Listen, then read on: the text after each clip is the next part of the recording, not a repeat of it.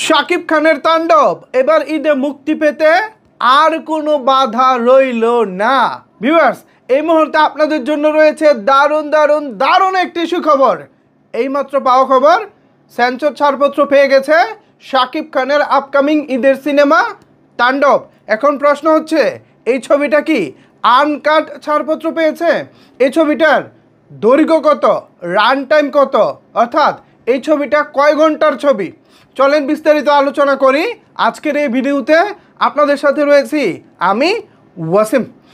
কিছুক্ষণ আগে এই সিনেমার বাংলাদেশ অংশের প্রযোজক শাহরিয়ার শাকিল এই সেন্সর ছাড়পত্রের সার্টিফিকেটটি দিয়ে ফেসবুকে একটি পোস্ট করেছেন। সেখান থেকে আমরা যতটুকু দেখলাম, এই সিনেমার দৈর্ঘ্য অর্থাৎ রান টাইম হচ্ছে 2 ঘন্টা 9 মিনিট 52 সেকেন্ড। এখন এই যে 2 ঘন্টা 9 মিনিট 52 সেকেন্ড দৈর্ঘ্য, এটা নিয়ে সাকিবিয়ানরা প্রশ্ন তুলতেছে। অনেকেই বলতেছে, ভাই ছবি এত ছোট কেন? নর্মালি তো শাকিব খানের সিনেমা 2 ঘন্টা 30 মিনিট হয়ে থাকে, কম করে হলেও 2 ঘন্টা 20 মিনিট হয়, কিন্তু এবার মাত্র 2 ঘন্টা 10 মিনিট, তাও 8 সেকেন্ড কম আছে কেন? তাহলে এটা তাহলে কি ছবিটা আনকাট ছাড়পত্র পায় নাই? ছবি থেকে এতই ভায়োলেন্স আছে বা এমন কিছু আছে যে ছবি থেকে কাটিং করতে হবে? যদি সেরকম কিছু হতো তাহলে তো এই ছবিটা ইউ সার্টিফিকেট পেত না। ইউ সার্টিফিকেট মিনস হচ্ছে সর্বজনীন, সবাই দেখতে পারবো, যে কোনো বয়সের মানুষ তাণ্ডব দেখতে পারবো। তার মানে ছবিতে ভায়োলেন্স বা মানে স্পর্শকাতর কিছু নাই। অবশ্যই গল্পের প্রয়োজনে ফাইট আছে, সব কিছু আছে, বাট স্পর্শকাতর কিছু নাই যেটা ফ্যামিলির সবাই দেখতে পারবে না।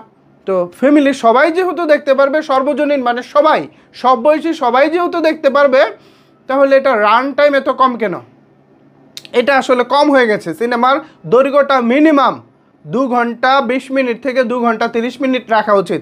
এর নিচে আনলে ভাই তখন আর এটাকে সিনেমা ফিল হয় না। যাই হোক, আমরা ছবিটা দেখলে বুঝতে পারবো আসলে কি ঘটনা ঘটেছে। এর আগে এর বেশি মন্তব্য করতে চাই না।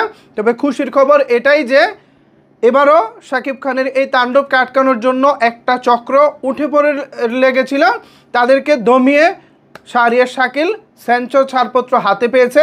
এটাই হচ্ছে খুশির খবর। যেখানে শাহরিয়ার শাকিল আছেন সেখানে তাকে আটকে রাখা যাবে, এটা অনেকেই বিশ্বাস করেনি, আমিও বিশ্বাস করিনি। তিনি যে কোনোভাবেই হোক এখান থেকে বের হয়ে আসবেন। আমরা তুফানের বেলায়ও দেখেছিলাম, তুফানকে আটকানোর আপ্রাণ চেষ্টা করা হয়েছিল, বাট শেষ পর্যন্ত শাহরিয়ার শাকিল শক্ত হাতে সেটাকে ওভারকাম করেছেন। বরবাদের প্রযোজকও পারতেন, বাট তিনি নতুন বলে তাকে শুরুর দিকে একটু ঝামেলায় পড়তে হয়েছে। আশা করি বরবাদের যিনি প্রযোজক রয়েছেন শাহরিন আক্তার সুমি ম্যাডাম, তিনিও ভবিষ্যতে এভাবে আর আটকাবেন না, তিনিও রাস্তাঘাট অনেকটা চিনে গেছেন। যাই হোক, আমরা শুভকামনা জানাতে চাই তাণ্ডবকে। আগামী ঈদের দিন থেকে আপনার নিকটস্থ সিনেমা হলে তাণ্ডব চলবে। আফরান নিশুকে নিয়ে যে ইস্যুটা ছিল সেটাও সলভ হয়ে গেছে। এখন দায়িত্ব সাকিবিয়ানদের, এখন দায়িত্ব সব আপনাদের। আপনারা দলে বলে পরিবার বন্ধু বান্ধব নিয়ে হলে ছুটে যান আপনার নিকটস্থ সিনেমা হলে। ভিউয়ার্স, এই বিষয়ে আপনাদের যদি কোনো কিছু বলার থাকে তাহলে অবশ্যই সেটি নিচের কমেন্টস বক্সে জানাতে পারেন।